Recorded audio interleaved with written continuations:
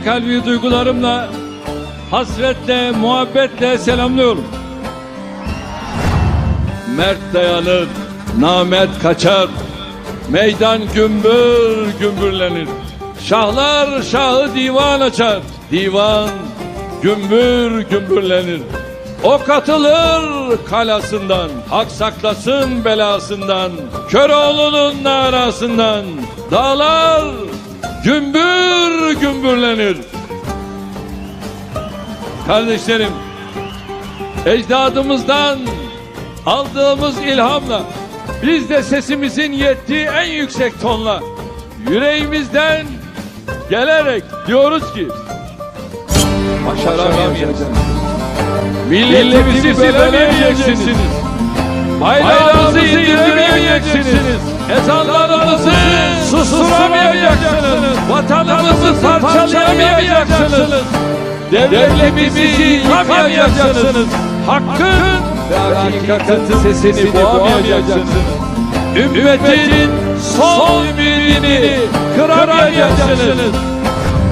Vatan topraklarımız üzerinde operasyon yaptırdık mı? Yaptırmadık. Kendürek dağlarında, Gabar'da, Cudi'de, hatta Kandil'de, Besler Deresi'nde bunları gömdük mü? Gömmeye de devam edeceğiz. Milletimin huzurunu kaçıranlar bedelini ödeyecek. Özgürlüğü uğrunda nice kanlar dökmüş, nice canlar feda etmiş bir millet olarak bize meydanı bu çapulculara bırakıp kaçmak yakışmaz, değil mi? Yakışır mı? Bize yakışan nedir? Bize yakışan tek millet diyerek 80 milyon bir beraber ve kardeş olarak Türkiye olmaktır. Silahımız mı yok? Yaparız. Uçağımız mı yok? Geliştiririz. Gemimiz mi yok? İnşa ederiz. Yerine konamayacak şeylerin hepsine sahip olduğumuz için inanın bana bunların hepsi olur. Gerekirse bu yolda yeni Çanakkale'lere, yeni İstiklal Harplerine, yeni 15 Temmuz'lara var mıyız? Bizi köşeye sıkıştırdıklarını sananları köşeye sıkıştırmaya var mıyız? Bizim gücümüzü, kuvvetimizi kestiklerini sananların sırtını yere getirmeye var mıyız? Bizi silahlarıyla, teknolojileriyle alt edebileceklerini sananlara daha güçlü silahlarla, daha üstün teknolojilerle cevap vermeye var mıyız? Bizi ekonomiyle tehdit edenlere cevabımızı daha güçlü bir ekonomiyle, daha çok üretimle, daha çok ihracatla, daha çok istihdamla vermeye var mıyız? Maşallah. Şu coşkuya bak, şu heyecana bak, şu birliğe bak.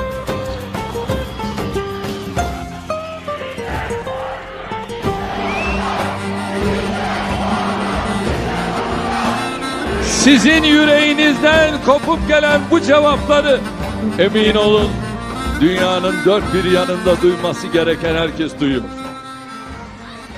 Kardeşlerim, biz bu yoldan dönmeyeceğiz.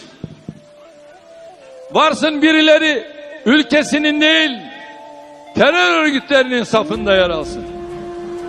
Beraber sözlü adalet yürüyüşü yapsınlar. Bunlara ben diyorum ki, önce siz İzmir Büyükşehir Belediyesi'ndeki işçilerinizin adaletle haklarını verin. Şişli Belediyesi'ndeki o taşeron temizlik işçilerinin önce adaletle haklarını verin. Sen daha bunları halledemiyorsun.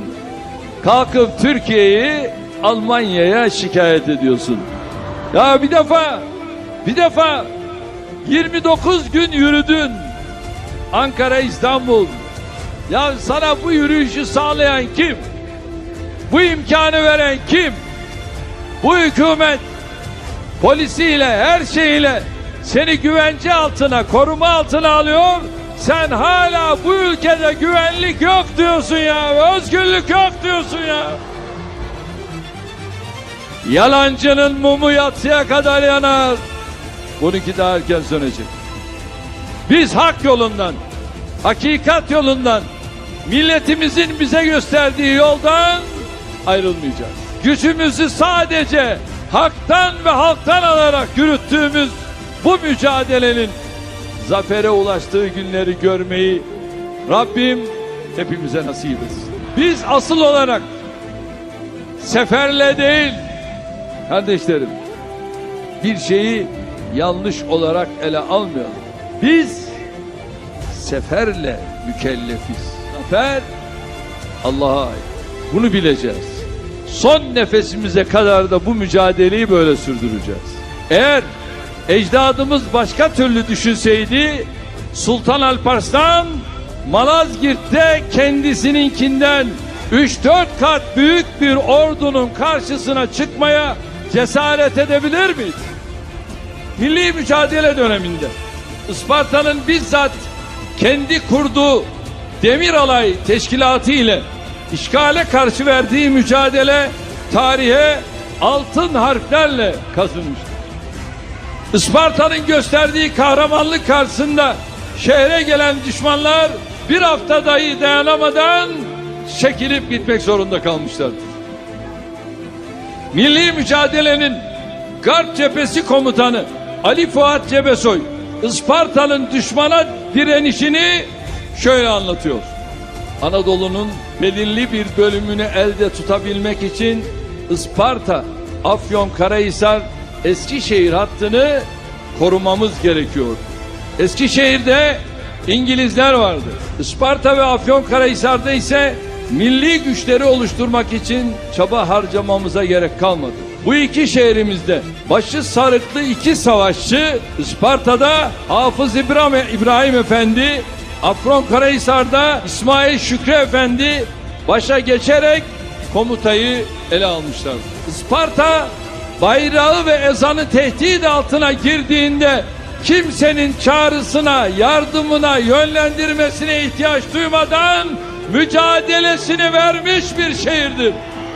Bu vesileyle Hafız İbrahim Efendi başta olmak üzere İstiklal Harbimizin tüm sarıklı, kalpaklı kahramanlarını rahmetle yad ediyorum.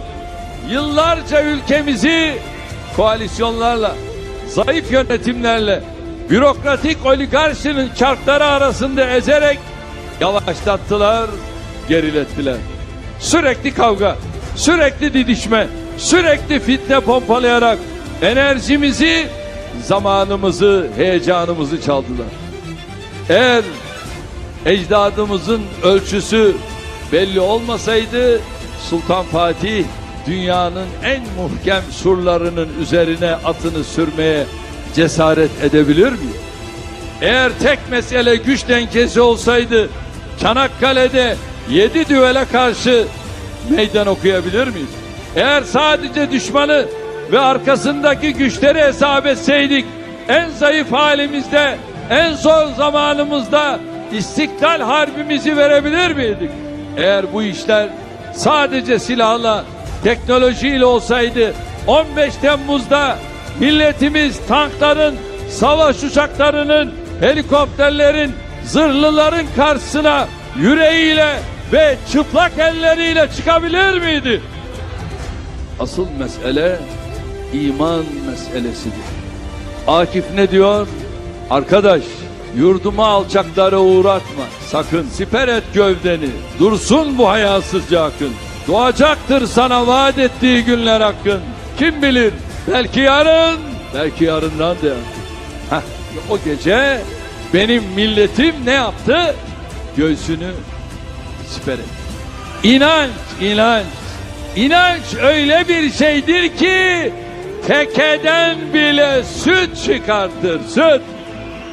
Cesaret, güven, Allah'a şükür. Türk milleti olarak bizde bunların hepsi de ziyadesiyle mevcut. Kucaklayıcı olacağız. Korkutucu olmayacağız. Müjdeleyici olacağız. Ben bu duygular içerisinde şöyle diyorum, bir kaldıralım ellerimizi. Kılıçdaroğlu öğrenmemiş bunu. Bunu bir terör örgütünün işareti olarak ifade ediyor. Bak sana öğreteyim. Tek millet, tek bayrak, tek vatan, tek devlet. İnşallah dersini çalışır. Bunun içinde karşı olunacak bir şey var mı? Yok. Şimdi gelelim şarkımıza. Herhalde hasret kalmışsınızdır. Beraber yürüdük biz bu yollarda. Beraber ıslandık ya.